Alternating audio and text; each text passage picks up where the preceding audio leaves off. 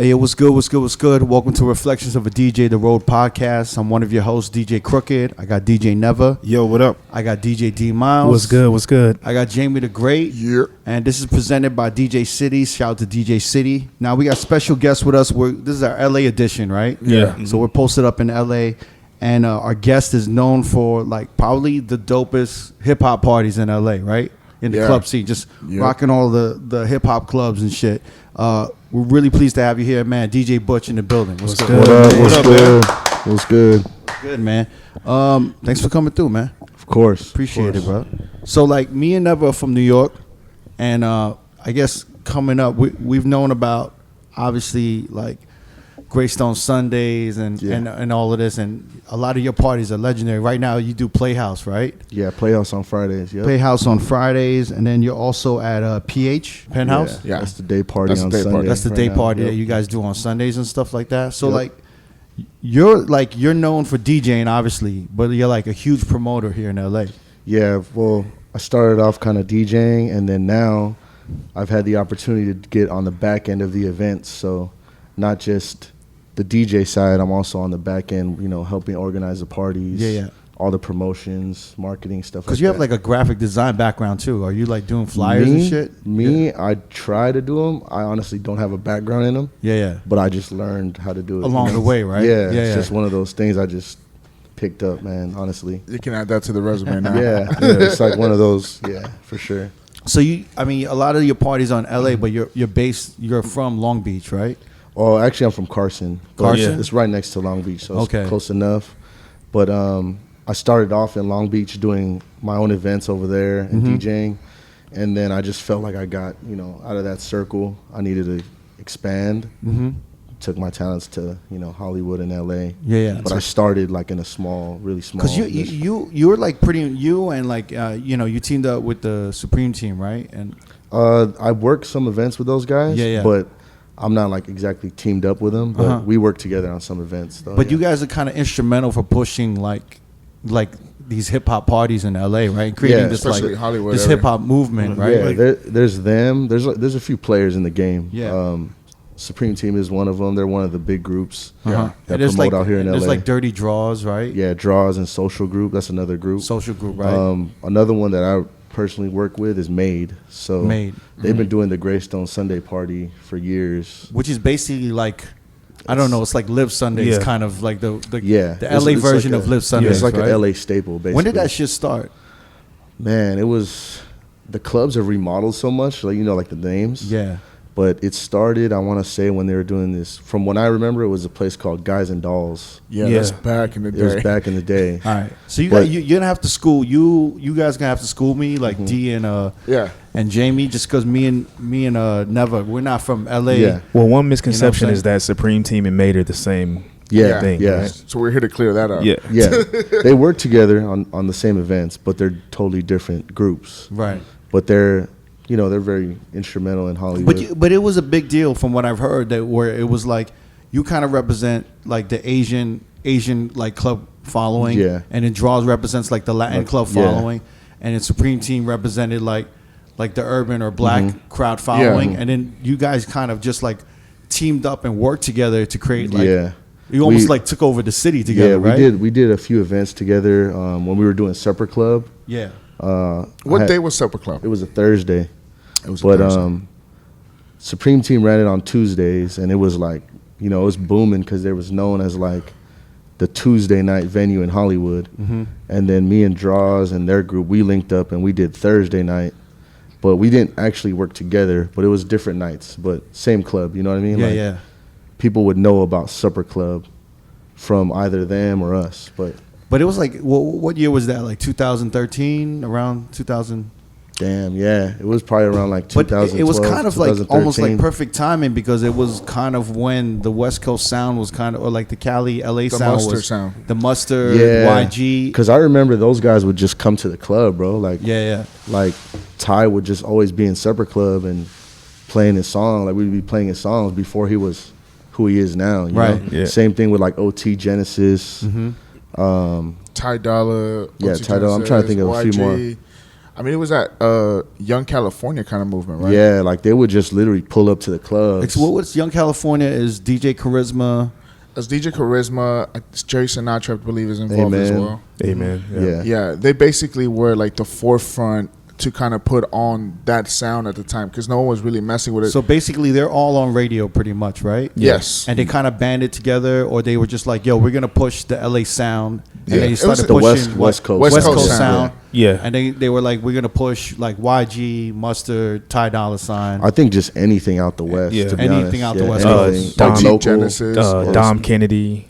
Yeah. Well, You know, I a mean, bunch where of did these that come guys. from, though? What is that? Like, where, like, you know what I'm saying? Like, I don't know exactly where it came from, but I Yeah. know they're a great collective of DJs. Right. Well, at the And time, they're from 3 different regions, you know, like Yeah. Dre, Amen's from the Bay, Dre and Charisma are from here in LA. yeah. And I think they also have like people in San Diego, like Dynamic, I think. Yeah. is a Dynamic, part of it. Beatnik Yeah, used to be Beatnik, down. yeah. I think they're like, so they created a cool little like West Coast, like up and down the coast. they would type do of crew. shows and stuff like Yeah. that. Like they'll take the LA talent to the Bay Area talent down here. That's Yeah, how you see exactly. OT Genesis and all those guys kind of came about. But what it was I trying to get at? Was it?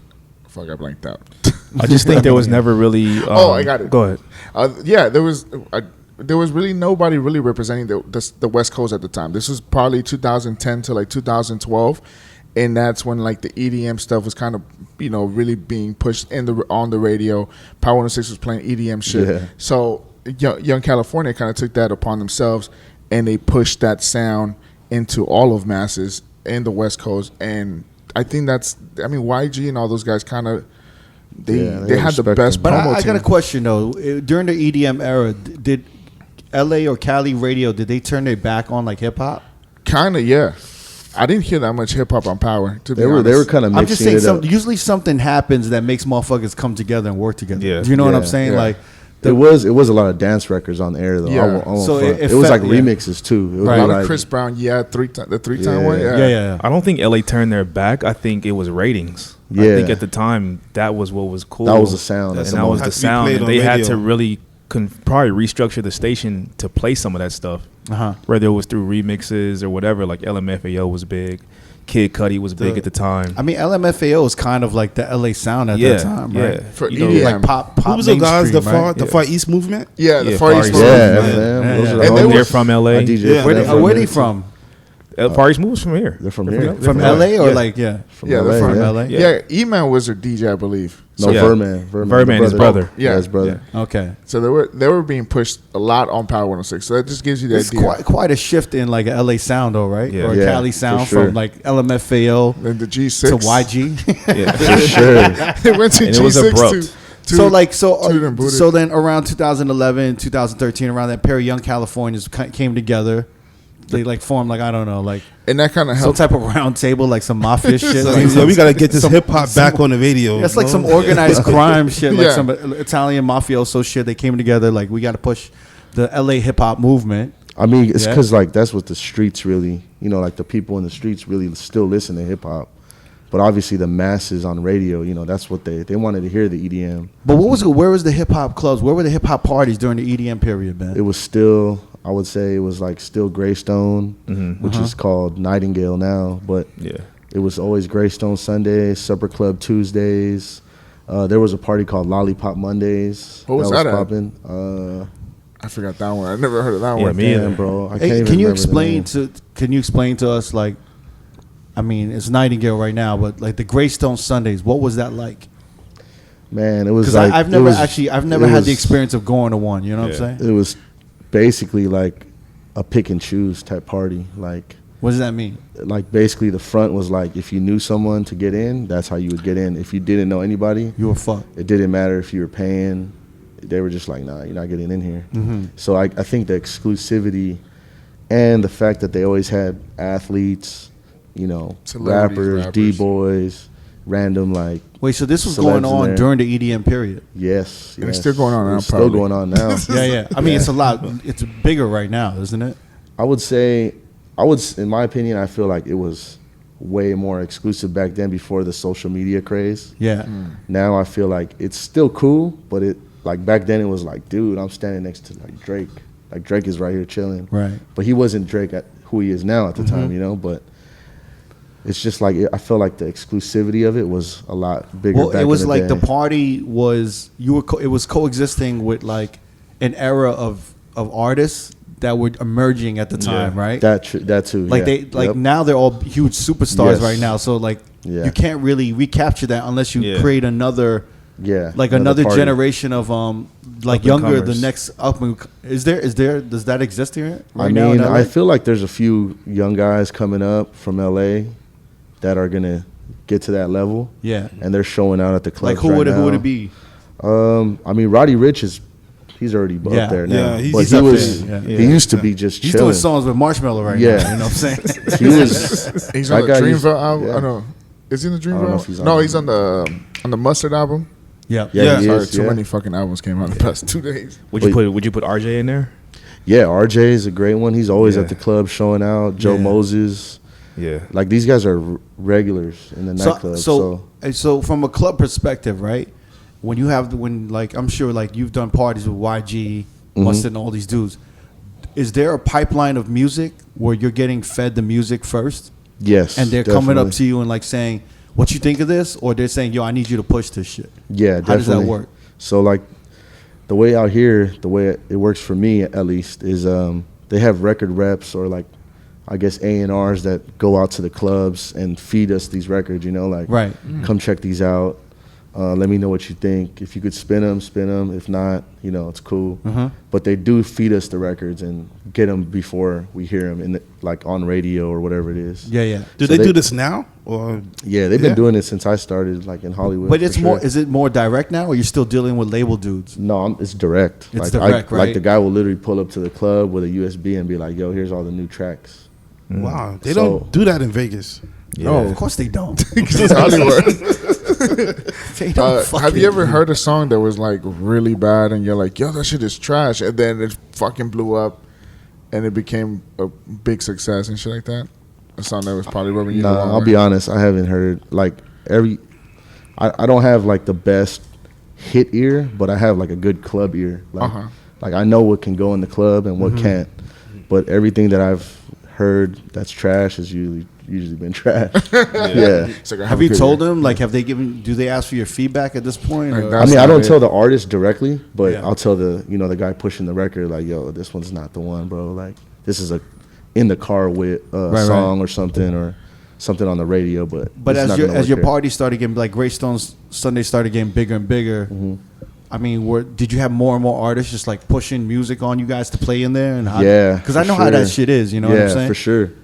There's sometimes there's artists that'll come through, and they'll just be like they'll send people up to the booth like, "Yo, you gotta play some of these records," you know. So and so's here. So and so. And just to be clear, I've seen like big artists in LA that are well known make their way to the booth, not even sending someone. Like I remember Yeah. when Emerson was still popping. Yeah, Emerson on Tuesday. I literally was saw popping Chris Brown walk himself to the booth with a USB in his hand and asked to play his new record, and that record was New Flame. Oh wow. too. Yeah. And I think this was 2014 summer. Yeah. Yeah. Emerson was popping. Yeah. Yeah, Emerson was popping And he too. played it, and everybody was like, "Okay, this is cool," and it ended up being a hit. The one with Usher. Has there been a scene like that in LA before? Not that I remember. Yeah. 'Cause Yeah. I think, Isn't it kind of weird though? Like whenever I talk to DJs from LA, it came up in the '90s. They just say like, "Yo, we were doing raves." Damn, yeah, because I think they didn't have like platforms to There do wasn't hip hop like parties. because in New York, like we just had a New York tour, so we did like a bunch of interviews in New York, and the one with Ellie Escobar and Goldfinger Yeah. and MoMA. We were talking about New York during the '90s. They were like, it was popping in New York. Clubs were playing hip hop. There were clubs. There were performance spaces. There was Palladium. There was all Tunnel. types. Yeah, there was all types of shit. When I talk to LA DJs, it's like, yeah, we had the radio, and then we had raves. Yeah. So I learned like DJ shit from like radio, the radio DJs, like hip hop shit. But ultimately, I had to DJ raves in order to DJ in front of a crowd. Yeah, nowadays it changed now because I guess like you said, they didn't have platforms.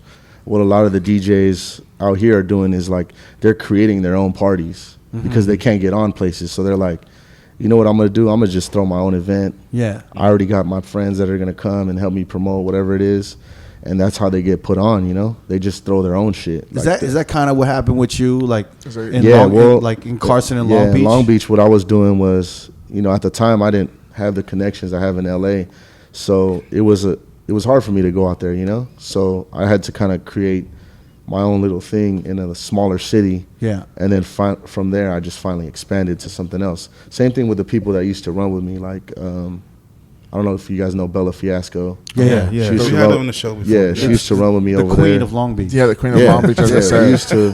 Hashtag. Yeah, she was my Who partner. named the Queen of Long Beach? By the Dude, way? was I it don't know. you? Nah, that wasn't me, Are you bro. I don't responsible? know. So like Long Beach, me and Neville, we would go there for like the agenda show. Yeah. So we'd have to stay there for like 1 or 2 days, and it was like Downtown, right? Like on Yeah, Pine downtown. Avenue. Yeah, that's But exactly where we used to run right What there. was there. the venues there? Honestly, we ran all the venues. Like we ran Sevilla, Yeah. Agaves. At the time, there was this place called Smooths, Long Beach. Patrick Malloy's. I remember I used to go to Mai Tais. Yeah, Mai Tai Bar. Oh, Yeah. Mai Tai Bar was one I did with DJ Echo. Yeah. We did that every Wednesday. Yeah, and it was like, dude, we had like Vice up there, Yeah. Eric Deluxe. Like it was great. Mai It Tai great- was this like little low key spot in Long Yeah. Beach, but like big DJs would go there and spin. Yeah, Like, that I went that to go was see our Deluxe night. there. That was my night with Echo. But Yeah. those were great times, man. Yeah. I'm surprised that you heard about that. Yeah, that was dope. like 07, 08, 09. Yeah. It's literally like a dive bar, but Yeah. like on a Wednesday night, just like everybody would come through. I would have friends from the Valley coming all the way to Long Beach. I would have people from like Northridge, you know, like just different areas that were like, I was like, why are you guys coming here? Can y'all explain like the scene in Long Beach, because there's like it's almost reminds me of like Coney Island, right? Uh-huh. It's like it's kind of that like might be how it is actually. But like, see, the thing about Coney Island is like a big tourist spot, right? So there's like a Ferris wheel. There's like, I don't know, all that boardwalk shit, right? Yeah. And there's all these like franchise restaurants around, like fucking Bubba Gump and like, I don't know, like, you know, Yeah. P.F. Chang's and all that bullshit. There's like, you know, they have conventions there and whatnot. Yeah. But then there's this like really hood side of Long Beach. Yeah. yeah. It's almost like Coney Island, right? Yeah. Yeah. Which is basically like in Coney Island, it was this tourist spot, but like on the way to Coney Island, you might get robbed. Or like you Yeah. might like Yes. Yes. it was- On the way to you know, the train Yeah. station. Yeah, I would. That's a good comparison because once you leave, It's a once you perfect leave, comparison, by the way. once you leave that downtown area where Yeah. you go for Complex, You you, are- start yeah. going on the outskirts. anything can happen, right? Yeah, Bro, it's kinda- I've seen some So shit happen. they call it Cambodia Town, right? Yeah, Cambodia Oh, Town's big right time. down the street from there. Yeah, it's like 2 And blocks away. that's like So on the east. there's that up and coming rapper. I forgot his name. Stupid Young. Stupid Young. Yeah. So like, I saw this video on YouTube with him about Long Beach, and that shit was scary as fuck. Like, Yeah, Yeah. I think the crazy part is like a majority of the nation, they don't understand the dynamic in LA. It's like Yeah. we're such a melting pot that we grow up with other like people's cultures too. right? So like I know one of the things that they always complain about him about is like he always says the N-word. Yeah. Yes. But it's like I don't think people understand like the dude grew up that way. Right. Like, Right. He grew up. So I think when they judge him, they're kind of like, yo, this guy, he looks like a clown. He's not the real deal. But if Yeah, you yeah. really know LA, like he's like Yeah. he's the real deal. Like So like, what kind of gang? Like, so, but like, how does LA? What, like Long Beach is like 45 minutes away from LA, Not even. nah, that's half like, an hour. Like My 20. family's in Inglewood. It's about 15, 20 minutes Yeah, on the 20 freeway minutes. from Inglewood. 15, 20. That's Yeah. not 15 minutes, is it? No, Really? 15, so, 20, yeah. I want to say about 35 minutes. Talking I LA, think LA 30 From here, LA traffic, yeah. I ain't never had a 15-minute trip from LA to Long Beach. That shit has always been like 45 minutes or something, or like an hour. With traffic, yeah. Yeah, LA traffic. I mean, Yeah. it's just traffic Yeah. all the time. So yeah, I mean, if it's at like 1 a.m., maybe there's no traffic. Right? Yeah. No, there's still traffic somehow. Yeah. Still takes you about an hour down there. But Long Beach is like on the outskirts of LA a little bit. Like it's Yeah. closer to the water. To the coast, Yeah, yeah. yes. It's like borderline, like right before But how you does get to LA Orange County. You know? So how does LA look at Long Beach though? We respect it. I don't But think on, it's on like a hood level, like yo, no, they it's got- hood, yeah. Yeah, I think it's respected because Snoop came out of there. right. You know, the But dog if Snoop, pound. if Snoop didn't come from there, you don't think it would have as much I mean, respect? don't disrespect Cameron Diaz coming out of there. Yeah, either. I mean, it was, but that's why the Coney Island comparison is so Yeah. good it's because you good. think about Cameron Diaz and Snoop went to the same high school, yeah. and then people think about the Queen Mary when they think about Long Beach, just as like you said, like Coney Island, they have like Yeah, the Ferris amusement park. wheel. Yeah, like, that's kind of like the glamorized thing, the Queen Mary, like that whole thing. Not knowing there's a whole nother side. Like I said, once you leave that little vicinity, and things get kind of Yeah, I want to talk about the things that happen outside of the vicinity, because I'm not obsessed, but I'm so curious about gang life, like the Cali, LA gang life, just because like we didn't really grow up with that shit where like there was regions in New York like you couldn't go down this block, you couldn't wear this color. So Long Beach, was that mostly Crips? I mean, there's like both sides, I feel, but obviously each. I'm not a gang expert or anything, but you know they have their own territories. But you grew up in that. I grew up in that. It was area, literally like because I talked to these motherfuckers like growing up in the '90s into the 2000s. It's like you needed to know where to navigate, what hat not to wear, what hat to wear. Yeah, for sure. Yeah, you can't wear certain hats. But you had Bloods and Crips out there. Yeah, pretty much. Definitely. Yeah. Damn nearly so I'm saying, I'm asking, was there like Cambodian, like Asian Bloods and Crips? Yep. Really? Definitely. Yeah. Yeah. How does that work? You're just one of them. You grew up in the same fucking block. So there's Cambodians that are Bloods and Cambodian. Is it all mostly Cambodians out there? I would say like a majority of the Asians that people think of in Long Beach is definitely Cambodians. Cambodians? Yeah. You know what I've noticed too? It's like they migrated over there from. Why is that? I don't know. Is this close to the water? You know what's funny? I'll be honest, I don't know. I met a bunch of like people, like Samoans, and they're mostly Bloods.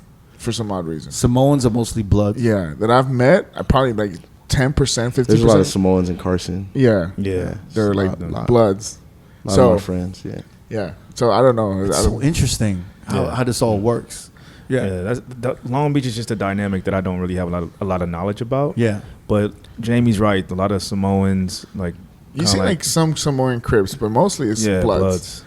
But we were like from the way we looked at, like. I want to say the mid 2000s when it was pretty hood out here. We try to avoid going to certain spots of South Central and then a lot of Long Beach because you hear nothing but like bad shit. But again, maybe in Butch's eyes, it was probably like it was cool. But from looking at it from LA area to Long Beach, it looked kind of hood. It was kind of it's weird. Like, it's weird. Yeah, because like for me. It was normal to me. Because you grew up in there. But I could see how, like, someone from New York, like you guys, would be like, man, this looks crazy. Yeah. But it's just like, I guess it was like embedded in my DNA or our DNA. Like, we know how to navigate through certain situations, or like if you're walking in the mall and you got like a gang of guys walking up on you or something, you might get it up. You just know how to navigate out of that, as opposed to someone like if you guys were here, they might be like, yo, what's good, bro? I'd be like, hey, what's good? Where you from? Run me your pockets, man. Yeah. No, it was. I'm like, nah, I'm good right now. But yo, where's like some good spots to eat in here? Shit? Y'all know any good spots to eat? Suggestions? Yeah, you get hit up and it'll be like, where you from? And then you gotta be like, I'm from New York, man. What's good? Yeah, you would say some shit like right that. in your pockets. I'd be like, nah, I'm good. But like, yo, let's get some. Is there like a dope spot to get something to eat? Like, what's up? Yeah, I don't know. My friends get brave. Like that one time we were at the casino and we were walking and it was me, you, P-Dot, and a few other people. And this dude pops was like, what's up, blood? And then, he goes, what's up, blood? And I don't know if he was talking to you, but me and P-Dot stopped and looked at each other. Who the fuck is he talking to? But me and P-Dot from like, we've seen that shit happen. But he looked delusional, but that's what you would run into at the mall. But in a casino, I'm just thinking, I didn't even hear what he said. I was just like, crazy drunk person yelling. Yeah, but that's something like... I didn't hear what's up, blood. I heard, oh, hey. I was just like, yo, whatever. But that's something you would run into at the mall. Like, they'll come up to you like that. Like, it's active right away. Yeah. Wow. But, yeah. Okay. And then you're like, yeah, let's then they start some parties out here. Then I'm like, no, what's up, bro? Yeah, like, yo, come to my party. You should come to my party. So LA during the 90s and stuff, right? They had what? Like raves and stuff going on. Yeah. There was hardly no hip hop parties except for the ones we would hear about with Icy Ice and they threw some that Beat Junkies. Yeah, that Melody just came up and he was telling us about. And then for you, when did you start doing your parties and what was the hip hop scene like in Long Beach, in Carson coming up? Because we did some research on you and you were like a turntablist. You were like I was doing I was definitely, when I started DJing, it was because of the like scratching and turntablist stuff. When like you looked up to like Q-Bert, Craze, yeah, man, Beat those Junkies, guys, those guys were like the idols I looked up to in the DJ realm. And when I finally got to meet them, it was all love, man. Those guys are cool as hell. Yeah, for sure. It's very rare that I feel like you could meet someone you look up to and then they're like just the coolest people, like just how you would imagine them, you know. Melody is like overly humble. It's the nicest fucking like guy. you would never know he has this like suitcase of achievements. Yes, you know what I mean. Like he doesn't wear any like he doesn't like really wear any medals or anything. He's just like, you know, what's up. Oh no, man? like you know, championship rings or nothing like that. Yeah. He's very. I mean, those who know, like that dude, he could fuck it up, man. And he's still fucking it up. Like that's like longevity, you know. Like from the time when I was looking up to him, he was dope, till now with all the changes in technology and styles, he's still up to date, you know. Like he could still compete in the DMC battle if he wanted to. But yeah, that's definitely one of the dudes I looked up to on LA radio when he was on radio. I mean, I wish he was still on today because that dude's still dope, bro. Yeah. Because I mean, LA radio is a little different now, but it's very different now. Yeah. So like you came up listening to Melody, coming up off of like Scratch Pickles and all of these and all of the turntablists. And then how did that evolve into you starting your own parties and stuff? I felt like I reached like my maximum of like the turntablist world, like where I could, you know, I was competing and stuff, but I just wasn't achieving, you know, like I wasn't winning like first place. I was always like, I would be like runner up or just like top 8 or something. At that point, I was just like, man, you know, as you get older, you kind of like, all right, what do I want to do? You got to have that conversation with yourself. Yeah. I was just like, all right, man, I'm like, I reached my maximum. Like, I'm not even getting out of the Guitar Center regionals here. Like, you know what? The regional Guitar Center. I mean, we all can't be like 3-style champions, right? Yeah. Like we all can't be 3-style world champions. So at some point, I even did like 3-style. Yeah, man. It was just like I had to realize, like, all right, I need to do something, you know, different direction. I have a question. Looking back though, and if you let's say you were doing well in battles and you kept going the battle route, do you think you wouldn't have been as seasoned of a club DJ? I don't think so. Yeah, because when I was doing like routines and stuff, I was really focusing on the routines, and I would just like I was doing it at the same time with the club stuff, so I would fall off on music a lot because I wasn't keeping up with tracks. I was literally just practicing routines, like, you know, stage presence stuff. Like, I was falling off on the regular club stuff that I needed to. So I think I would have definitely fallen off. But do you think it's also like a mentality thing, like a frame of thinking on how you approach sets and how you approach music? So, like, you know, if you were even doing, like, if you still doing turntablist shit, like trying to do routines, do you think just the mentality and the frame of thinking to put those routines together totally contradicts how you have to DJ in a club or being a club DJ?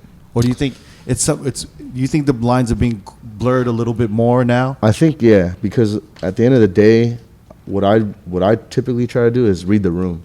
So it's the same thing with a battle. Like you can know in a battle, like if you're doing well, because the crowd will just be like, they'll tell you, you know. Same thing at a club. So I feel like that's where it intertwines. Like there's reading a room in a battle. I think when you're doing your routine, and you just don't see reactions that you thought you were gonna get, you're waiting for the that fucks with you mentally, and you're like, fuck. You might have to do like some on the fly shit because honestly, like if you're at the crib and you're just like, dude, they're gonna go crazy over this shit, and it doesn't happen, like it's the worst feeling, dude. Like it's the worst feeling.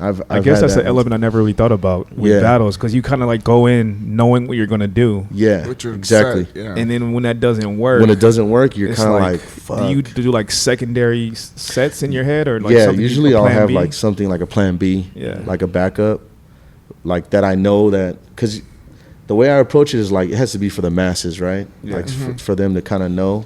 But that's where I feel like it intertwines with the battle, is like you just kind of have to think of it like, is this gonna work for everybody in the room, you know?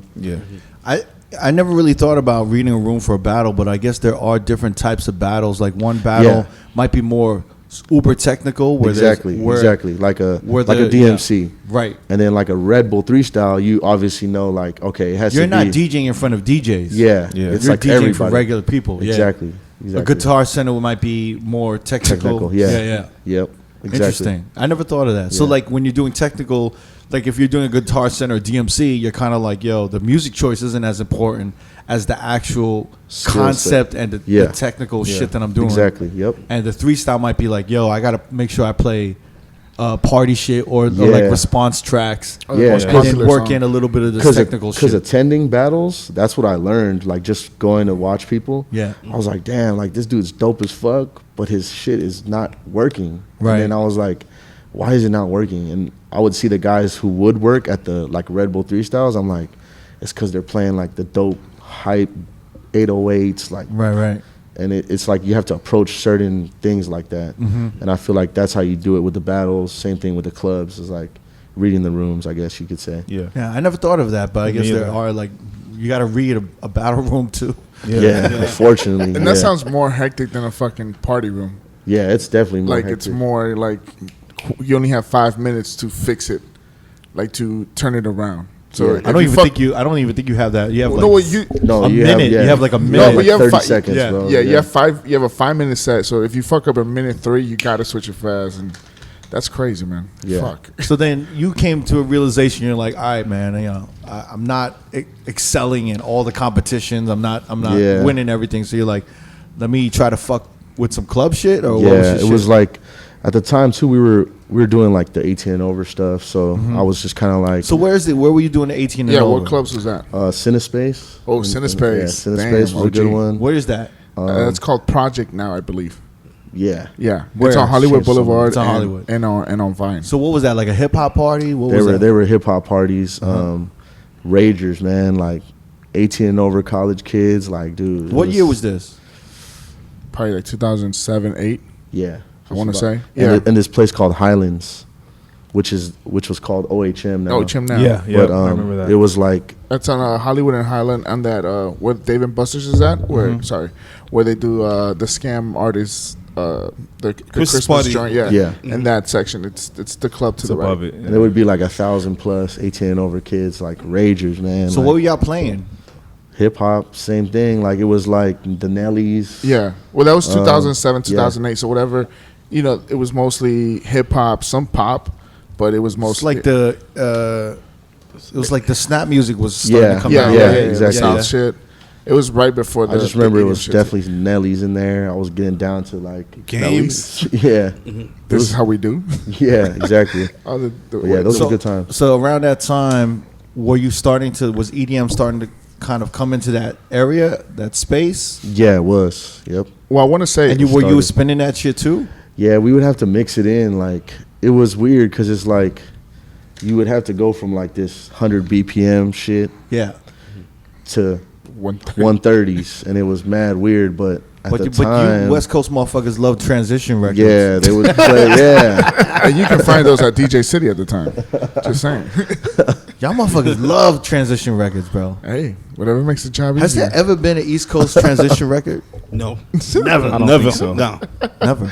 So that's strictly a West Coast thing. That's a West Coast thing. I think it's because we always blend. So it's like it just sounded like until someone in Canada or like Europe curses us out and be like, no, we started the transition records. no one's come forth, so it must Not be yet. a LA thing. Wait, how do you guys transition in the East? Just we work our way up. We scratch and we, Okay. Slam records, man. We blended in BPM it together. Or either that or we do like wordplay. Yeah. We just came from Everyday People.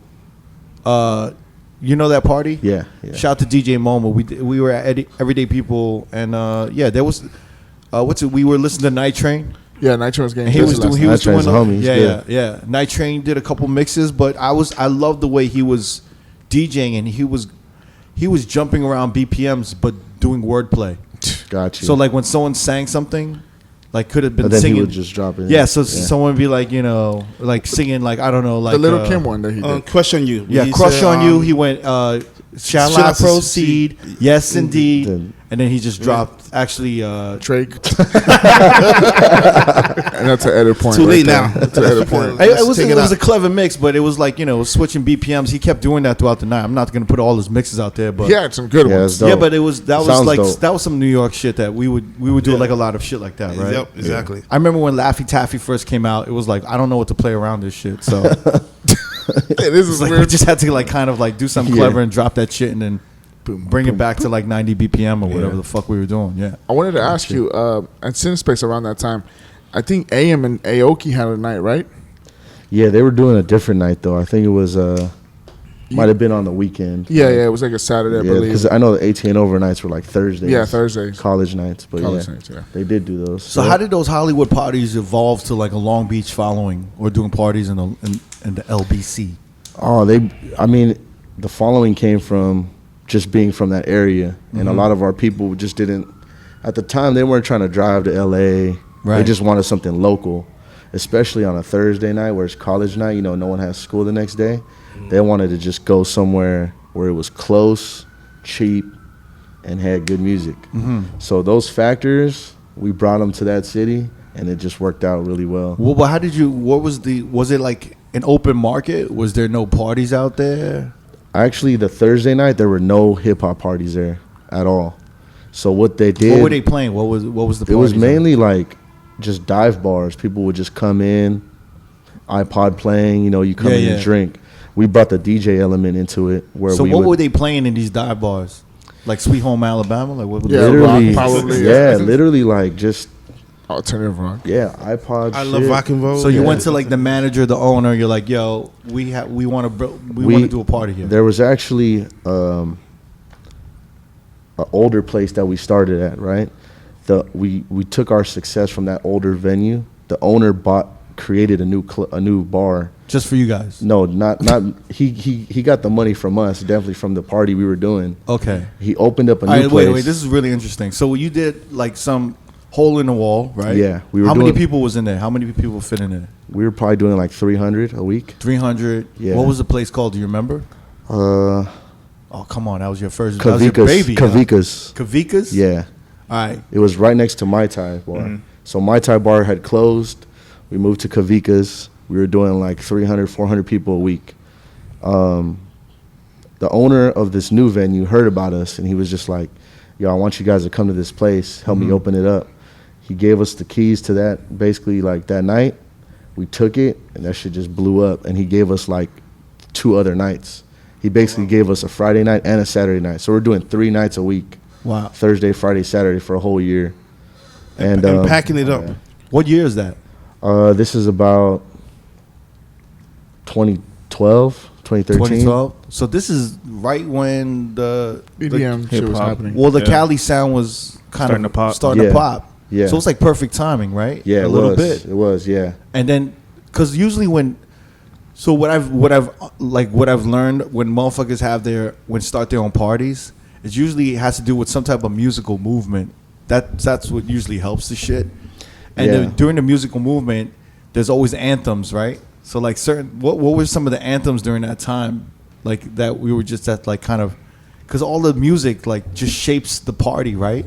Yeah. And it shapes the vibe of everything. You know what I'm saying? That's a great question to ask because I'm trying to think and I can't even. It's like the Ty Dolla record, the Paranoid. That was Paranoid. Paranoid was a big one. I remember when Paranoid dropped. Yeah, it was you guys helped me out with crazy that out one. here. Paranoid was a big one. It was huge.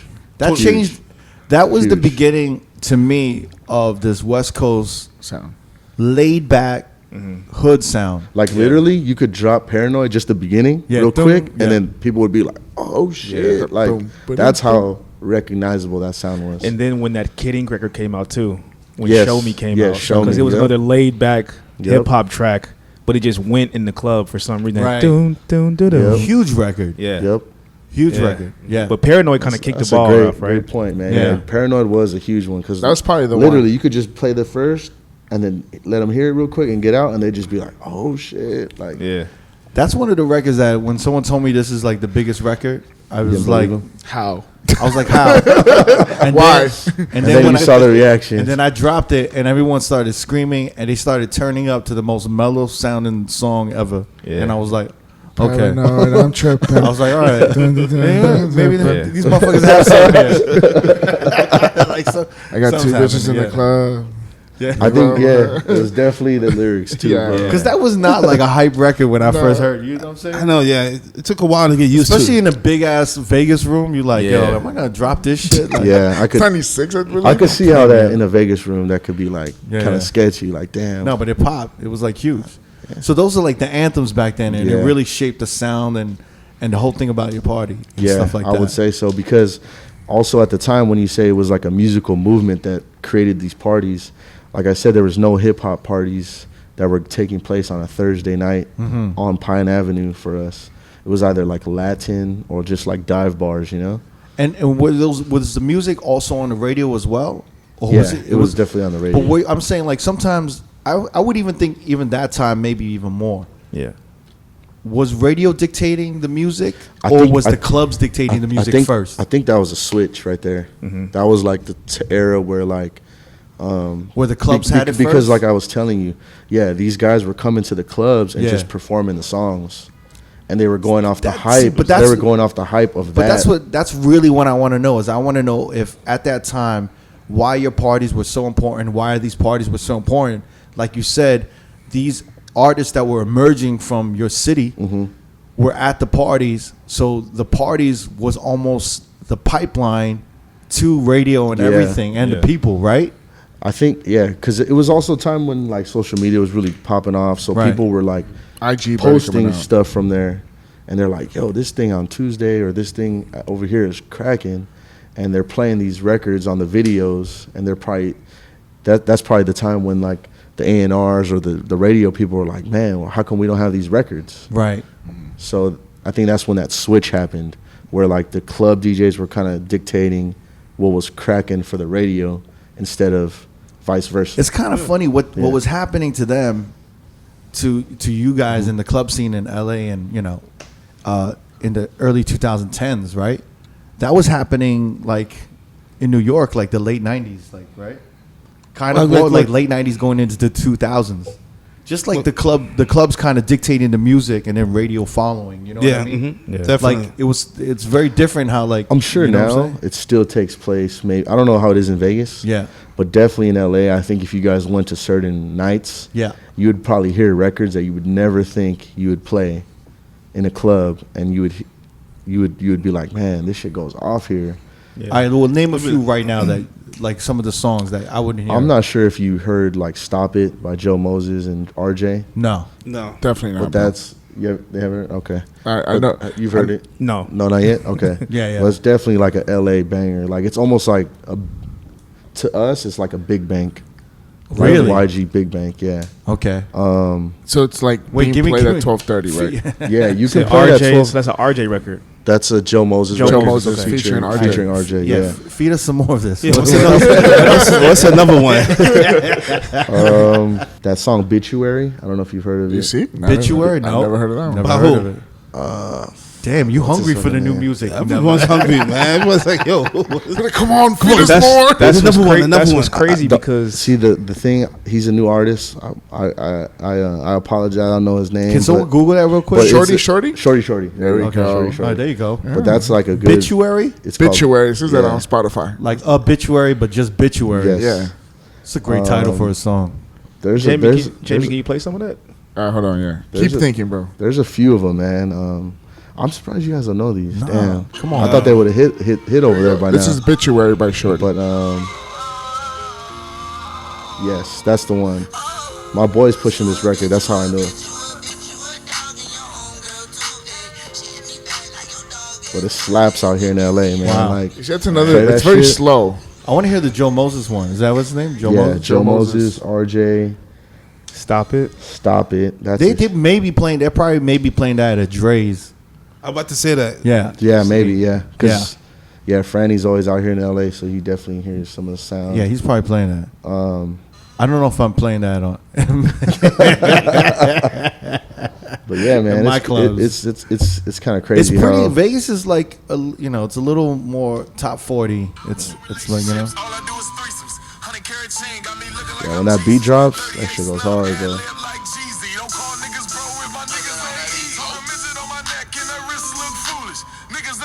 Yeah, it's a mustard beat too. I like that. That one's Yeah, good. sounds dope. Yeah. Stop it, Yeah. I Joe see, Moses. I see the comparison to Big Bank. Bro, Yeah. it slaps, bro. Like you could play that at 1 o'clock, 12:30 out here. It'll go crazy. Wow. out here. Yep. Damn. Is anybody anymore? Because Neva's really itching right Man, I got my laptop over there, bro. So I Yeah, will we get need- you we guys go some over tracks. later after we need the- some tracks. I got you. Don't After worry. the Yeah. recording, we go over it some Yeah. I more. want to go back real quick to you. Long Beach and your nights over there. Was it a perfect marriage between you and Young California? You kind of like, did you kind of follow what they were doing, or they just, it was a perfect marriage and they kind of like hit off the backboard perfectly for you with charisma? Well, I wasn't really. I'm not really a part of the Young California movement, but I do like. I'm really close homies with a lot of them, you know. And I actually DJed with Charisma yesterday. But you think inadvertently, like, you know, your scene was popping up, they were getting together.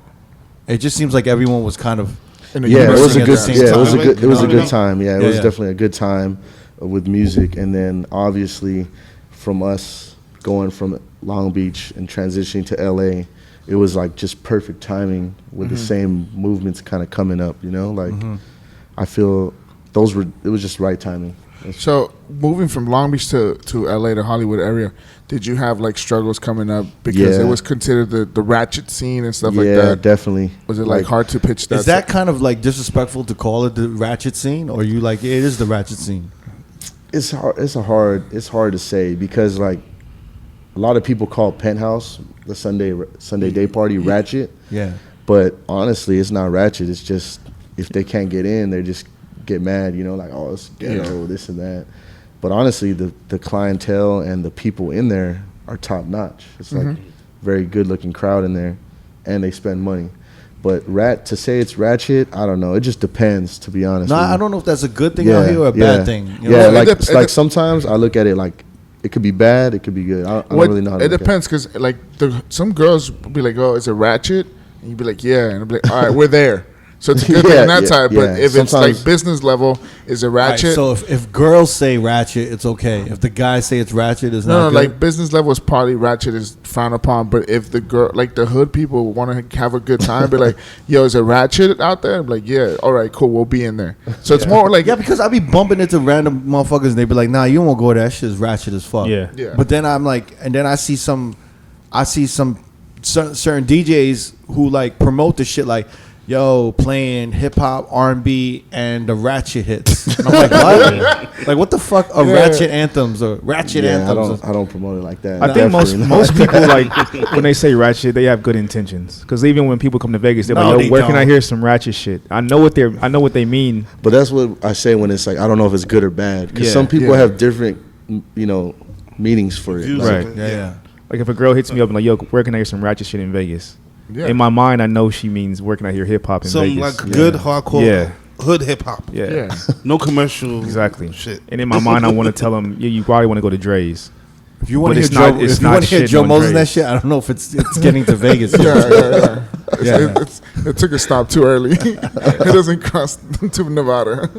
What do you call it? So at what point did the parties get so crazy in Long Beach that you had to come to LA? Like, what opportunities opened up? Like, LA was hearing about you. They're like, yo, who's Butch and his parties going on in Long Beach? We need this motherfucker here in LA. And by the way, did you have any name for your promotional yeah, side of it? we were called in Long Beach. We were called Tasty LBC. Tasty LBC. Yeah, Tasty so- LBC. Because It to me, was it was like- like, yo, you fuck with Butch? And I was like, no. Well, you got to go fuck with Butch. I'm like, well, what's the promo name? Like, it was just Yeah, you. that was our group. But when we moved, obviously, like the LBC didn't stand, and we didn't want to be called just Tasty, so it was kind of like we just dropped the name. I you know what ain't gonna lie. That sounds like a good frozen yogurt. Yo, Tasty? Yo, Tasty got the dope You strawberry. gotta go to Tasty LBC. LBC. That's the best frozen yogurt in Long Better Beach. than Yogurtland. Way better than But Yogurtland. yeah. Pinkberry, too. I mean, the whole idea behind that was What was the logo? our logo was a lollipop. I thought so. like the blow pop. Oh, yeah. But we had like we flipped the font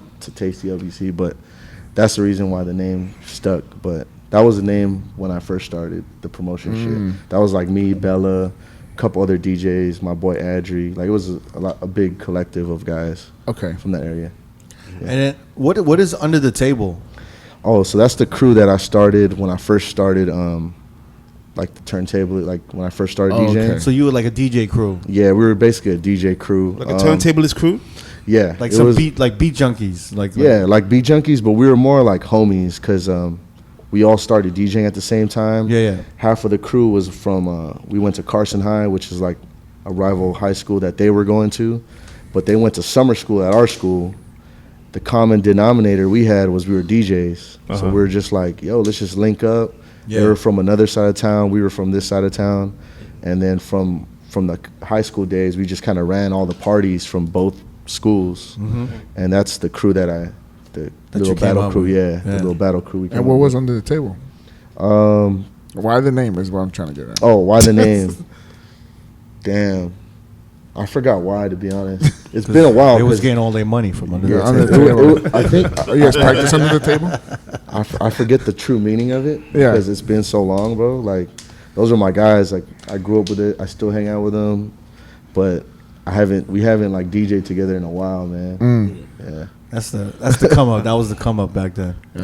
under the So table. then, LA started hearing about y'all, Tasty LBC. Yeah, we had a few promoters that would do from Hollywood that would do clubs in Long Beach, like special events. Right. What happened was, And they'd want to link up with you guys. yeah, they wanted To make link- sure it's successful. They'd they- be like, yeah, we could exactly. probably bring like a couple hundred, and you could probably Yeah. add on a few hundred and really pack out the spot. Exactly. Yep. So they want to link up with you. They So link- basically, if any motherfucker wanted to come into Long Beach, they wanted to talk to you guys to help make the party more successful. Yeah, they wanted right? us, they wanted to partner up with us basically. That's a good thing. Yeah. So from there, one of the guys did Hollywood, my boy Rishi. He Oh man, I know Rishi from Red Cup days. yeah, Red Cup days, yep.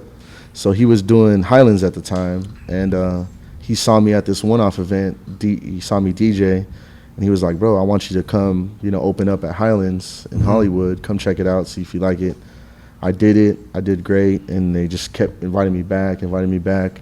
And long story short, you know how it is. Like you meet certain people and you build relationships with everybody. Yeah. And that's kind of like my foot through the door, how I got it out there, So Just met him. at what do you still do Long Beach parties or no? Oh, I do them here and there. Yeah, Here and there? like the venue that I was telling you, the owner hit us up to help open his club. Yeah. He still hits me up from time to time. We're good friends. So And you still retain all of that following from Long Beach and stuff like that? yeah, because a lot of those people that are from that area, they'll come out to Hollywood every now and then, but not on the weekly basis. But like that's what I was Yeah. going to ask is that you didn't totally leave Long Beach because they would feel some type of way, right? Yeah, but at the same time, they know like yo, man, you gotta move on. You gotta do something You have else. to grow. Yeah, you gotta grow. Because I feel like we definitely outgrew that strip. It was just like to the point where we were doing 3 nights a week at the same place. Yeah. And it was just like, it was getting like, Kind of burning yourself out. yeah, kind of burning ourselves out, and we just needed to move on, man. I think So- Bella said something similar. Like she had to expand and kind of just like she almost didn't want to be labeled.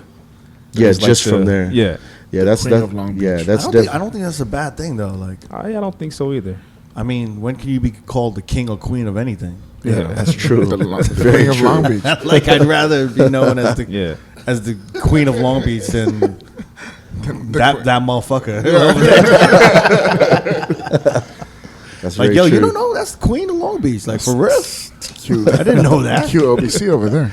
I don't forget shit like that when someone says they're the king or queen of something. Yeah, I know. definitely when she's in Long Beach, they all pull up still. Yo. Yeah. Like the queen's in here, guys. I don't want to talk. I don't want to talk about Bella too Pull out much. the red Charlotte, by the way. carpet. Then pull out the red carpet. I don't want to gas. I don't want to gas the queen of Long Beach. The Queen of Long Beach. What do you call it? So, what was the first opportunity to do your shit here in LA?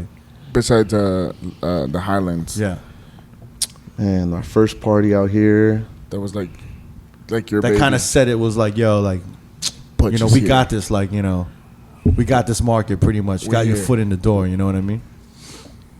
Damn. I want to say it might have been it was a small party. I don't think it gained a lot of like traction popularity wise, Yeah. but it was at this place called R.O.A.D. Me and my 3 partners, we linked up to basically curate all the media, all the DJs, we basically controlled everything about the party. Mm-hmm. So where was this place at? it was What street? it's next to the old LAX. I don't know if you remember LAX. Yeah. It was right next to it. It used to be called Premier Nightclub. Yeah, I remember. So that. it was like a 2-story nightclub. We literally started there, and we were just doing it for a year maybe. But there were so many nights that were on Saturdays that were like staples in Hollywood, that those nights that were staples, we were like creating noise on those nights. Like the guys who were throwing those parties were like, yo, what the fuck is this party going on over here? Right. What is this Aura Saturday? What is this Fruition Saturdays party going on? And is your crowd mostly Asian or is it mixed? I would say now it's mixed. But back then, was it Back mostly then- Asian? Back then it was definitely So then mostly they were like, Asian. who are these Asian motherfuckers with their Asian crowd causing all this noise over here? Yeah. Wow. Definitely. And They probably didn't say Asian. They probably said something else. really rude names. Yes, could. But the cool thing was about that was when I linked up with the other two guys, there's a white guy and a black guy. They linked, it kind of blended all kinds of people to that party. And like I said, these other Saturday parties that were staples, they were kind of worried about us. Like, yo, what is this party? Like, Right. The shit looks crazy. Like the media we were putting out was like, it was like a lot of videos and recaps. And the whole idea behind the party, we called it fruition, right? Like things come to fruition. Right. So we had this thing with like an apple, where like we would have prop apples at the party, and we'd have bitches take photos with the apples and shit, and it just looked dope. Like everything, Yeah, just shorties tied love, in. shorties love props. They love taking pictures with props, right? And we had the right people in there too. Like Yeah. I guess you can say like the social influencers that at the time that were going there.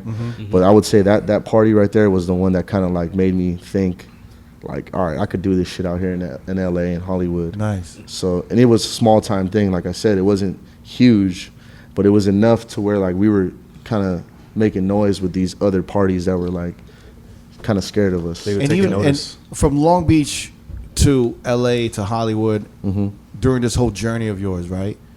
Have you always just stayed true and just being all hip hop? You've never kind of changed that. You know what I'm saying? Like that's always been kind of the focus on how you move. It's mainly been all hip hop. Yeah. But I will say during that time of the EDM, obviously we had to throw records in there here Right. and there, but it wasn't me necessarily like abandoning the hip hop background or what I believed in. It was just me adapting to the crowd, like I said, like Right. reading the room, playing to what they want. But all of it's been all hip hop. At what point when you were DJing did you kind of realize that obviously you have to play to the room, but when you build a name for yourself as a DJ, and when you build like when your parties are at a certain level, Play what you want. you kind of play, but you kind of dictate what you think they need to hear. Yeah. Do- I still do that on Sundays right But now. at what point do you think you got to that level or to that point? I would say when I first started. like we brought up like Everyday People, right? Yeah. Everyday People. Shout to DJ MoMA. He's been at that point where he dictates what they hear. And what is. This is gonna be our anthem. This is gonna be the shit that y'all gonna hear here, and he might even educate them for 15 minutes, and he might just throw on a bunch of new music or different music that they might not hear, but then he just conditions them and educates them To always hear that. to hear that, so then after a month or 2 months, it becomes a staple at that party. Yeah. So I know that usually when motherfuckers start their own party, they have that kind of power, and you're not at the mercy of the promoters and the owners, where you dictate really what they're gonna hear. So I just want to know. It takes a level of confidence. It takes like it's a lot of expertise when to drop it. expertise, too. when to drop it, Yeah. A lot of patience too. Yeah. patience. Yeah, because you want to let it play. Yeah, you And- want to like let the people kind of like get familiar. Right. And it's also being very comfortable where your brand is and where your party is. You know what I'm saying? So like I want to know kind of at what level do you think, what year and what time were you kind of feeling like that? You know what I'm saying? I think when we first, actually second season of our day party Penthouse, so it was like 4 years ago. Yeah. That was when I was kind of like, all right, we got something hot right now. I could just play what I need to play or what I feel needs to be played. Right. And that was the second season, because obviously the first season it was kind of like feeling out process. Right. I didn't really know what to expect, But after that the season wave, first year, you want to kind of show and prove. You want to show that you could do some shit, right? I did, but I just wasn't sure if the party would like be successful after our first year. Right. But once that second year hit, that's when I was kind of like, all right, I'm gonna play what I want to play, and what I want to play. I always try to make sure during that day party, at least for me, that I cater to the ladies. So I'll play like a lot of R&B stuff, and like I introduced a lot of Latin music too at the time, which at a hip hop party was crazy. Right. Yeah, it was like it's like 2015. Yeah, it was like, why the fuck are you playing this right now? But it was like something that I just felt like I wanted to be like an open. I didn't want it to be like super hip hop heavy, even though it is now. But DJs can actually come in there. You could come in there and play some different shit, and it'll be cool. What was the Latin stuff you was dropping back then? Was J Balvin starting to pop? J Balvin had a few records. Yeah. That joint, right? Yeah. What's that shit called again? That he I forgot. Fuck. Jinza. Yeah, Jinza. There you go. That's the one that was popping off at the time. Jinza. Yeah. I Vamos, right? Yeah. I Vamos también. Yeah. So that's some of the shit you was dropping. Yeah, I would drop those because I just wanted it to be like. I felt like at one point it was kind of starting to be like way too trap heavy. Repetitive, like really, it was getting too Future repetitive. was just like cracking, right? Yeah, it was getting way too repetitive on the weekly, and I was like, man, second season we need to switch it up just to like appeal to everyone. I want like people to just know that they can just come in here and play whatever they want. I don't want it to be like you just have to play the hits or So that's, I would say, the second season, like 2015, 2014. That was when I kind of felt like, all right, I could do what I need to do here. So when you were doing what you needed to do and you were kind of doing your shit and dropping songs that you thought were important or that needed to be played in the club, do you think you shaped some of the music scene in the clubs during that time a little bit? I wouldn't say I shaped it. I was definitely. You had a hand in it. Pushing it forward. It's hard to say a hand in it, but I would say pushing it forward. Like, okay, this is dope. Like, you just saw everybody kind of moving in unison. You're like, well, here's my part towards it. Yeah, here's my part. Yeah. What do you call it? And then when did you like? Because I know we talked about you kind of working together with like Dirty Draws, Mark the Spot, the guys from Supreme Team, and all those guys. And what did you guys? When did you guys link up, or just kind of just talk to each other and work together? Like, how did that come about?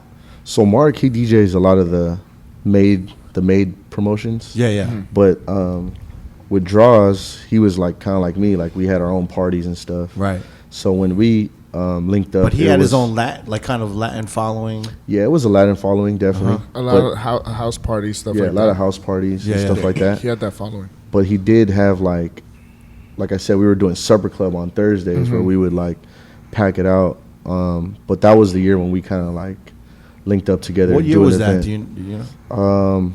I was going in there in 2014, so I think that's around the time. Was it?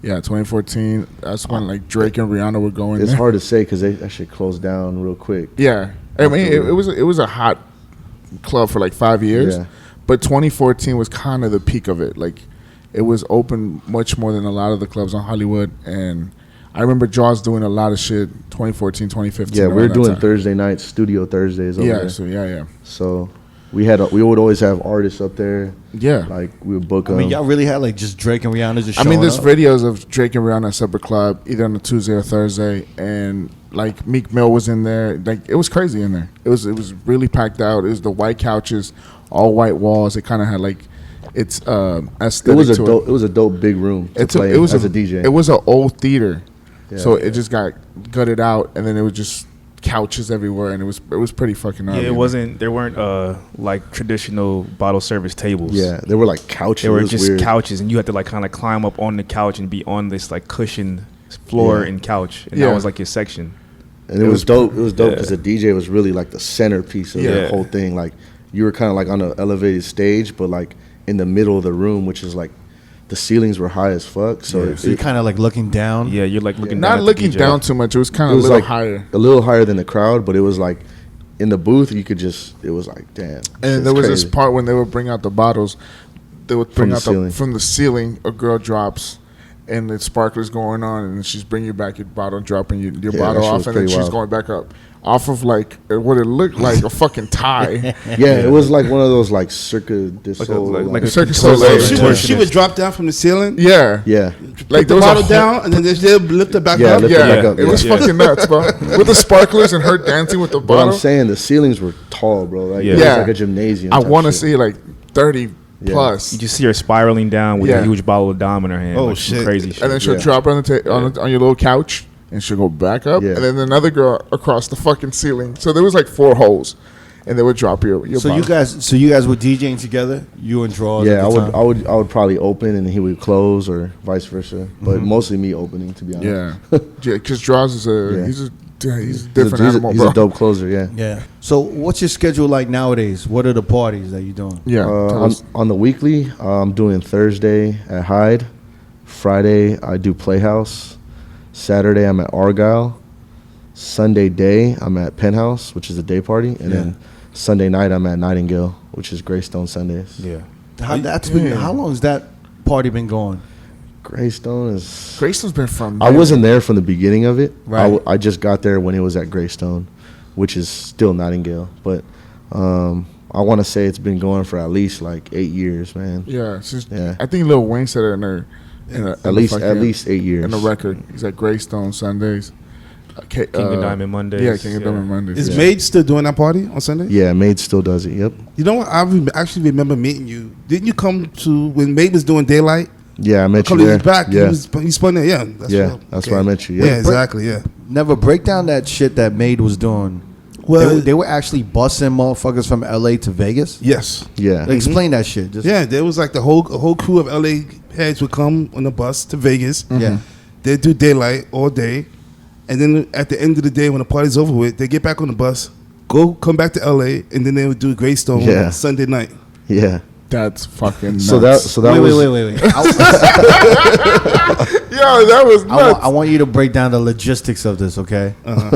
So it's like a field trip. There's like shuttle buses, right? It's like it was like maybe 2 or 3. 2 or 3 shuttle buses Mm-hmm. taking motherfuckers from LA to Vegas. Yeah. That's a good 5 hours. 4 They were- and a half. 4 to 5 I'd hours. say five. They'll come in the on morning. a bus 5 for sure. I would say 5 hours. They would get here like around 11, 12 o'clock. In the 11 in the morning? morning or 12 afternoon, yeah. So what time would they leave? 7. No, like I don't around know. 5 or 6 o'clock. In the morning? No, I mean, you mean leaving Vegas to come to LA? No. What time would they leave from LA to go to Vegas? But to get to Vegas, they probably had to leave like around 9 o'clock. 9 a.m. I would say 9 6, a.m. 7 o'clock.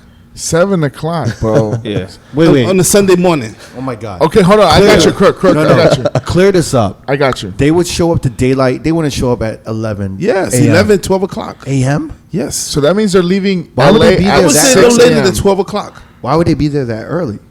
Really? Yeah. That seems so early for a day party. Yo, so that means they're leaving LA at 6, 7 o'clock that's in like the morning. work. Yeah. That's a little stressful. Okay, so they leave at 7 a.m. They get to Vegas at the day pool at 11.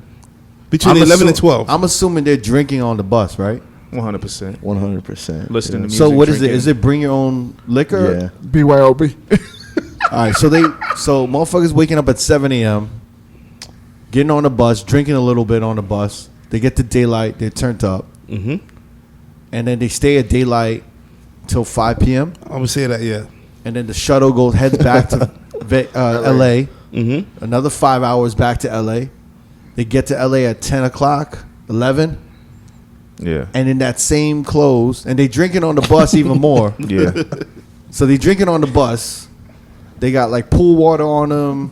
They got suntan lotion, sweat, all types of shit all over the shit. Yep. And then they go straight to the club. I mean, I'd imagine they would come home. And Is that what it get- is? They get go fresh. straight to I Greystone. mean, I'm sure they would go home though. You get fresh And real they quick get and then go fresh. back out. And then Okay. go out. It's like the drunk. I thought they But went I'm, straight. but I'm nah. sure there's some people that have done that for sure. I'm sure. Is Milton still part of Maid? Yeah, Milton's Oh, still shout there, out yeah. to Milton. Yeah, Shout out to Milton's there. Milton. Damn, Still are there. you listening to how crazy this shit sounds? It's like the drunk party Olympics, man.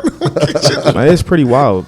That's wild. So even if they got back at 10 o'clock, they'd probably get fresh and then go to the club at midnight. Did they have like special privileges to come into Nightingale? Because you were on that bus? I mean, yeah, I'm sure they did. Oh, okay.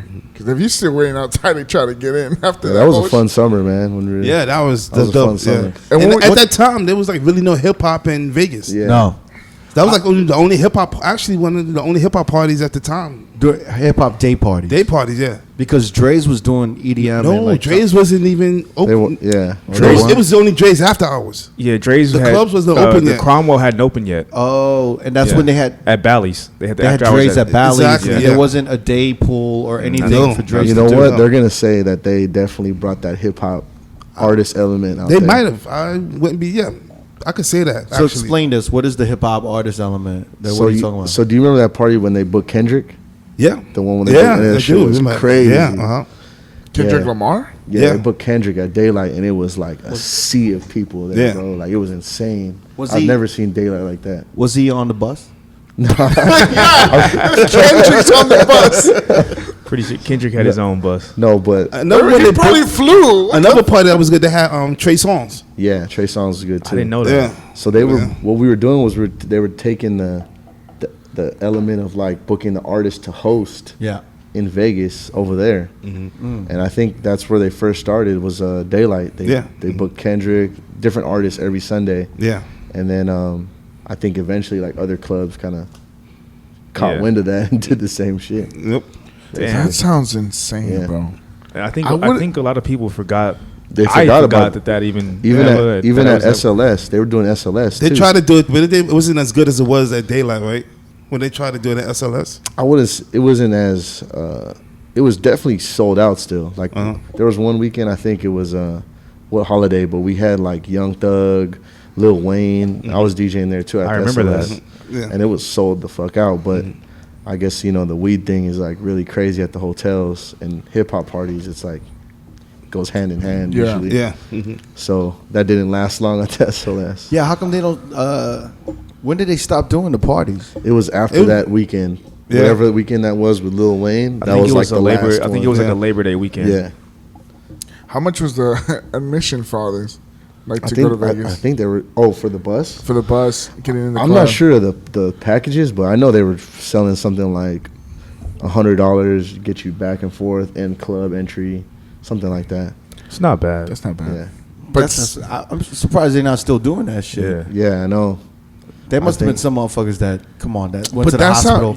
Come on, drinking like whole day from 7 a.m. to fucking 11 p.m. I probably wouldn't make it to Nightingale. I probably would've been I would stayed definitely not make it in Yeah, that. Sounds like torture. Did they get a room? No, Did a room come bro. with that You, shit? Nah, it didn't. Come you get with off the bus, you go to the party, you come back into it, and you leave straight back. back home. Yep. Lord knows when you ate. Yeah, That shit Yeah. sounds like Fire I Fest. know they ate at the pool. I'm pretty. That doesn't even Yeah. sound like fun to me, man. I Yeah, would not no, do me that. neither. But I'm sure it was fun though. Yeah, I mean, if you got like a group of friends, you know what I'm saying, and y'all just do like a whole day trip, Yeah. it might be kind of fun. Doug, I would I remember a lot of us were like, when they started doing that made Sundays at Daylight, we were like, what the fuck is made? Yeah. Like, what the fuck is this? Yeah. And I think you were DJing there. I'm like, Yeah. what's going on? And I'm like, they're bringing the LA party to Vegas? Like, what the fuck? And Yeah. I was like mad confused. Yeah. And then I would see like social media videos and shit. I'd be like, damn, that shit look crazy. Yeah.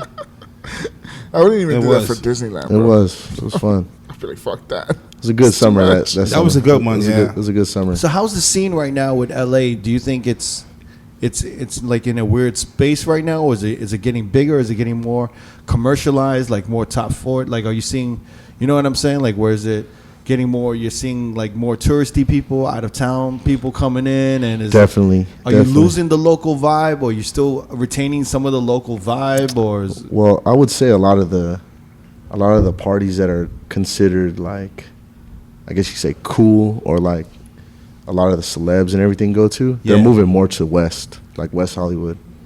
So like East Hollywood, like where some of the clubs are right now, I'd say most of those parties are kind of moving to the west side of Hollywood, which is like smaller boutique clubs where they could kind of control the entrance, like you're not Right. letting in masses. Is that like Avenue A? Is that considered like the east side? Or? Yeah, Avenue's on the east, but it's a good property where like, it's still holds its value. I feel, you know. But you're saying everything's moving to the west side. Yeah, I feel like a lot of those cool venues or cool spots are going to the west. It's becoming like smaller venues, more boutique, and just like a smaller room. Right. But it's like the people in there is like, you know, A1. Yeah. But that's where I feel like it's moving to now. What is the reasons for moving into smaller venues? Just because it's getting oversaturated? I think so, and I think they're trying to keep that exclusivity of like who can come into the club, who can't come into the club. Right. Yeah. And I think West Hollywood does that for them, you know? Uh-huh. Yeah. Are there a lot of parties that are trying to imitate or duplicate what you guys have been doing and trying to, like, you know, kind of take on that movement, or they can't really fuck with y'all right now? Nah, I don't think there's a lot of parties like trying to copy right now. Yeah. Nah, not really. Because I was talking to somebody earlier, not earlier, but earlier this year, and they were saying that like R&B, like 90s and 2000s R&B parties. Those are ones that like a lot of people have for sure. Yeah, like that's just popping up everywhere, yo. Yeah, there's a lot of those right now. Are they popping? Yeah, there's a lot of them that are popping. Who are doing those parties? Like, are they mostly like up and coming DJs, or are they? Nah, one that's really popular is 143. Of course, yeah, we know about that. 143 is so Super Sam. It's so Super Sam and them.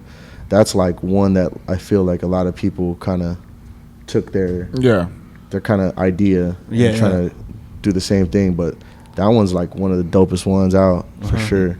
What about isn't there one called Pillow Talk?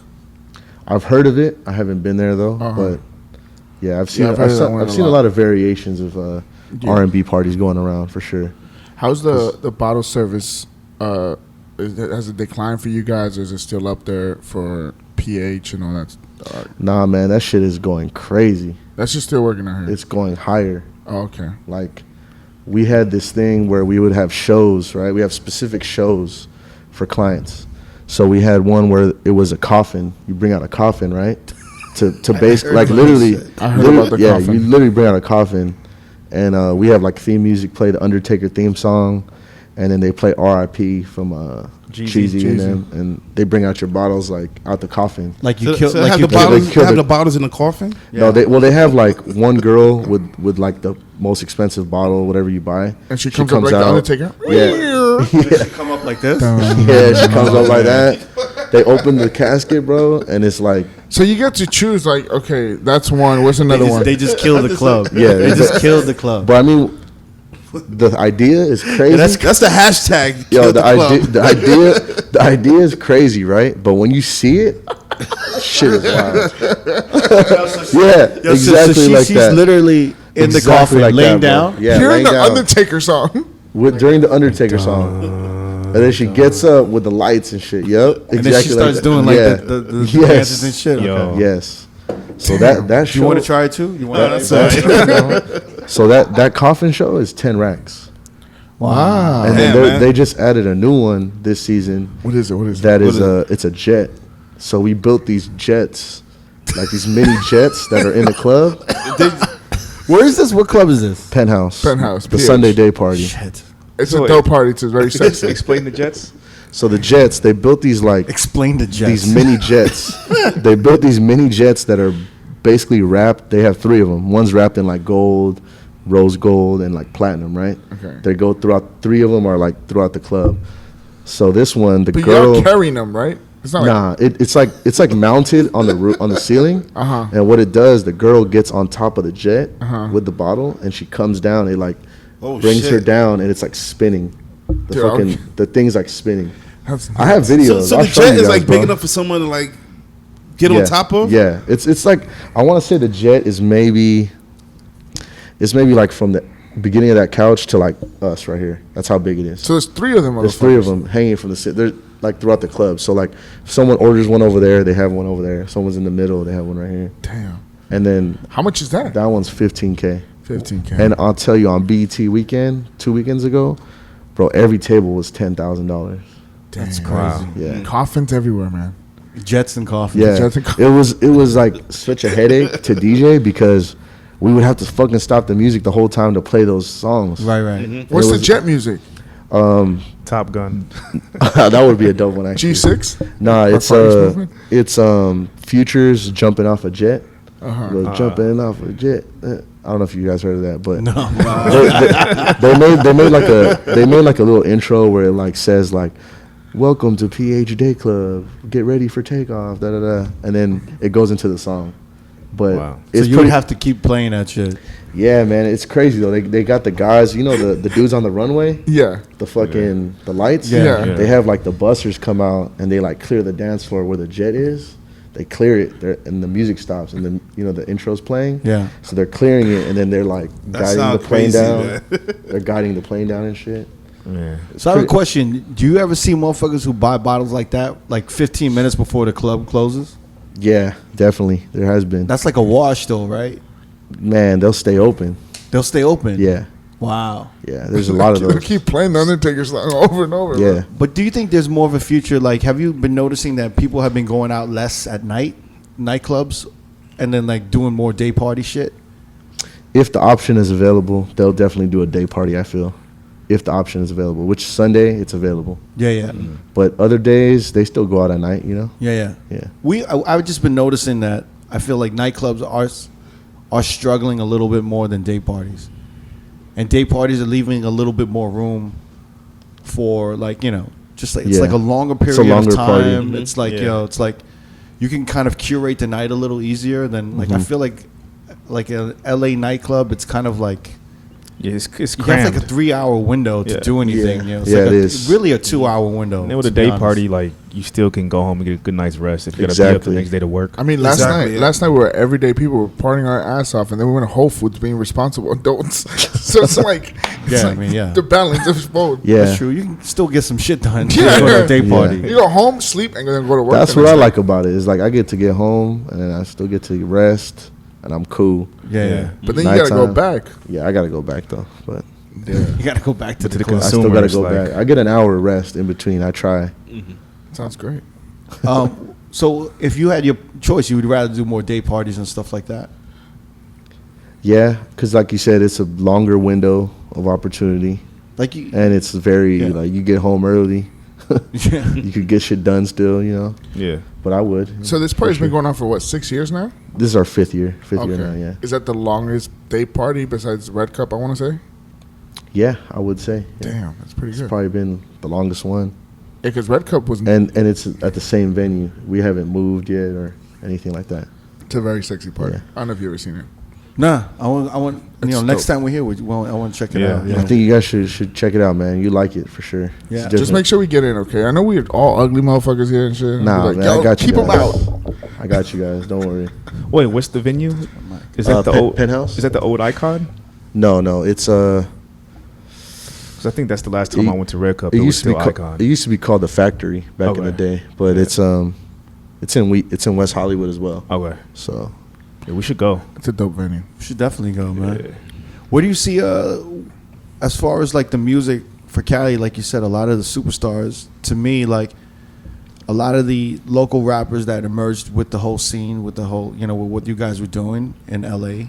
yeah, They seem to be all superstars and megastars right now. Do you see like a new generation coming out, or not really? Like, you know what I'm saying?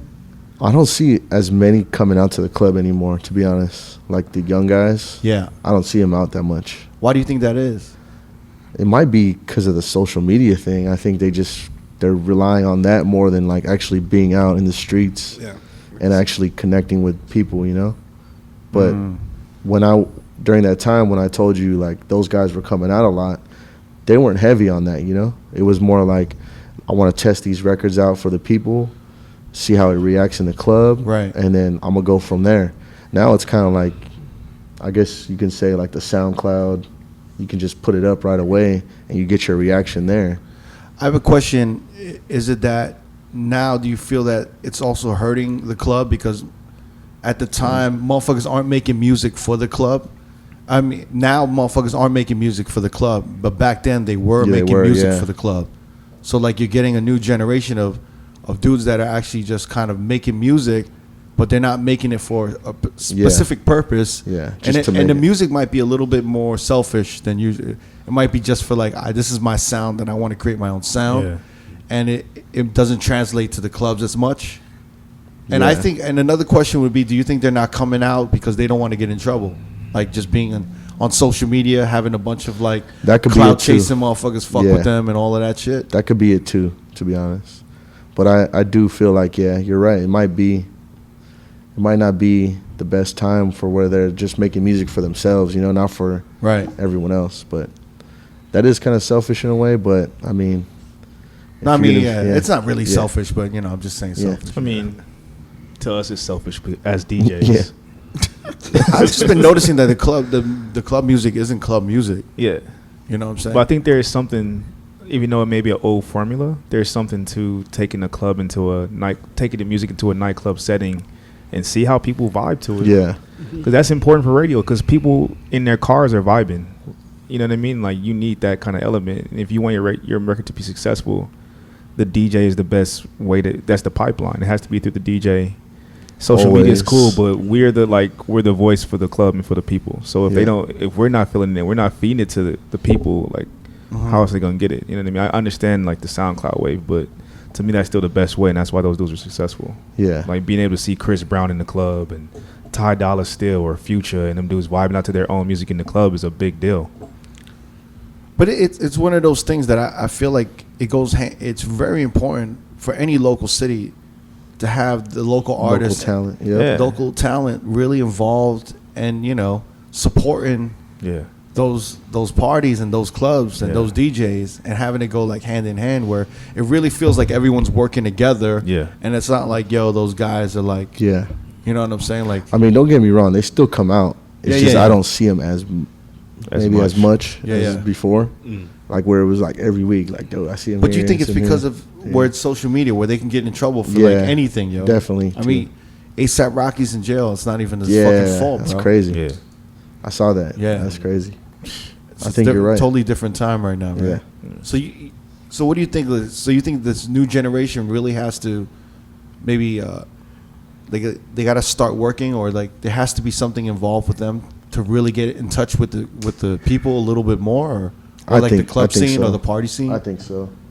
I think as long as they're out in the streets and like getting feedback and connecting, they're gonna win. Yeah. That's the best way. Like D was saying, like getting your shit played in the club and just seeing how it hits. You'll know if it's a hit or not. The reaction right away. Yeah, you'll know. Yeah. How many times have we heard Atlanta rappers saying like their first like kind of like taste of how their record is gonna hit is in the strip club. Yep. That was like the pipeline for like so many dudes. There's like a strip club scene out here that's coming out, right? Yeah. It's been going for a while. What's that one club? I remember I stumbled onto, my boy took me to Crazy Girls. Is it that? Ace of Diamonds. I thought I was in like Texas or like Atlanta. The strip club was crazy. Was it Crazy Girls? Where was it out was here? Crazy. Where was it in LA? It was here in LA. Was it Sam's? Sam's. Does it look like a rundown kind of? Yeah. Okay, it was probably Sam's. It was Sam's is down the street. It was like a house, right? Yeah. Yeah. So it's that's Sam's. Sam's. He took me there. It's like, let's grab a drink here, and we went there. I was like, man, I don't go to a strip club right now. Like, this is crazy. And when I went in there, dollars were getting thrown everywhere, and it was just like the quality of girls there. Yeah, it's great. Fire. And they were doing like the crazy Atlanta shit. Yeah. Like on the pole, like the pole dancing was insane, and it was like popping. Yeah, they have some great chicken wings. I was literally like walking around piles of money. Yeah. Like I was like, yo, this is crazy. I've never seen no shit like this. Yeah, I think that's the same club where Mayweather flew out the girls for his Vegas shit. Yeah. Same one. Yep. Sam's has some good ones out there. When did that shit start happening? Man, 2016, I want to say. Was that when they were doing the Monday? That's what I've heard. Monday night. That's what I've heard. Hip hop night. Yeah, they were doing a Monday night hip hop party there. You dropped your girl off there? That's what I've heard. I mean, probably picked her up too.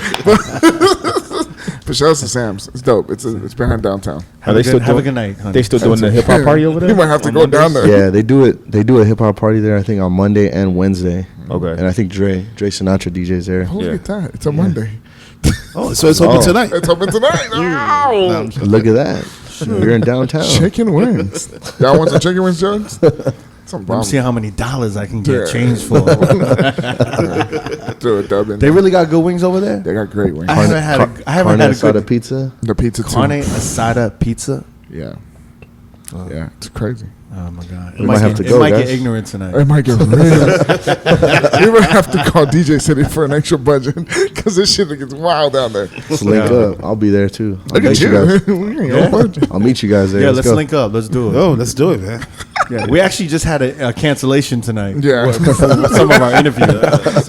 We had an interview like planned, but it got canceled. So we might have some extra time. It's a blessing in disguise. She or he canceled. Yeah. So hey, I don't know. Yo, is there anything else we want to touch on? I think that's Damn, we didn't say we went all the whole day without saying pause. I know. He said some pause, and I didn't want to. Yeah, he had a few. It only got bigger and bigger, and I was like, I almost said that. But I'm No, I think he was like, I think we were ready to expand, and I was like, word. I don't know if I'm ready for that expansion, Butch. Pause. It got bigger and bigger, and I was like, oh, whoa, I'm itching. Pause. And I was like scratching the sofa. I was like, I gotta pause. I was gonna say, they can find your social media. Was it DJ_Butch? Yeah, DJ_Butch on Instagram, and then just DJ Butch on all the other shit. I couldn't get the verified one on some clown got it already. If you need a dope graphic designer, hit him up too. Yeah. You do that shit too. Doing logos. And if you want to shit. buy the coffin special, hit up Butch too. I gotta pull some video from you because I wanna definitely. I got some. Actually, I got some from yesterday, bro. Yeah, just make sure you give us to us afterwards, and we'll link that up. And I definitely want to see the jet. Yeah. No, I want to see the coffin. I want to see. So yesterday, I just showed you the coffin. No, I want to see the girl come out the coffin with the bottles. Hold on. Yo, so yesterday we had the theme was like Baywatch. So yesterday they had a surfboard come out. So like they put a big ass surfboard, and then that shit came down. Instead of the jet. Yeah, instead of the jet, and the chick was like surfing and shit. Damn, you guys have some Yeah, it's pretty cool. good man. mechanics up there, man. Did anyone ever fall or anything from that shit? Thank God nobody has. Knock on Thank wood. goodness. Some Yeah, athletic chicks too, huh? yeah, they get. Look at Taryn, you fucking scumbag. I know why you said it like that. Some good athletic chick. girls out there, huh? Bro, they be Just twerking saying, on the man. plane. It's crazy when you see the video. Wow. You'll see it. I'll Shouts show you to, guys. I have a few homegirls that do the waitressing out there. Shouts to them. Hey. They're great looking women out there. I mean, it's kind of sexist. Why can't a dude be up there twerking on Why? top of a I know, jet? Why can't a dude get down on a jet? You can get up there. I'm trying to think if a jet came down to hand me my bottles. And it was like a little Filipino dude, like just giving me a bunch of bottles. Catch! And just, I didn't pay $15,000 for this shit. Anything else we want to touch on? Anything? You LA motherfuckers? You know, No. school us New York. make sure you don't text Butch and on any award weekend to get into. Oh man, yeah. Please don't. On Sunday, because the line out there at I'll just say Greystone at Both. Yeah, Both of them. It's they crazy. get fucking. The line is crazy to get in. It's I'm gonna fucking, hit up Butch. Be like, remember you did my podcast like a couple months ago? Anyone in this room, I got. And Bro. Butch is like, who? I've been outside of that podcast? line for a hot 15 minutes, and it's fucking insane. It's just sea of women trying to get in, and no, they're not being let They in. left you out there for 15 minutes. Yeah, I was waiting for my friend. He had the G card to get inside. The G card. I was like, okay. if I was doing the tour, I would have made you wait at least 45 minutes. There's no way I'm letting you in after. And it was 15. like at 12 o'clock, and they let us in at like 12:15. I would have let you in at like 1:38. Like you would have had 20 minutes to get a drink and just vibe out. Yeah, call it. Yeah. Last call is at 1:15. There you go. Hey, yo, Butch, thank you so much for coming through. Appreciate it. Thank Yeah, you guys, man. Thank you, man. My first ever podcast. Thank you. Hell yeah. Good times. Hey, yo, also, we post the YouTube videos every Friday, yeah? You That's wanna my do- line. All right, you do the spiel. YouTube.com/R.O.A.D podcast. Like, comment, and subscribe. Hit the little notification bell so you can get all the alerts on Friday when we put up. And now it's your part. Shout out to DJ City. Thank you, DJ City. And we out. You see this Peace. view? This view did not, just, it's not cheap.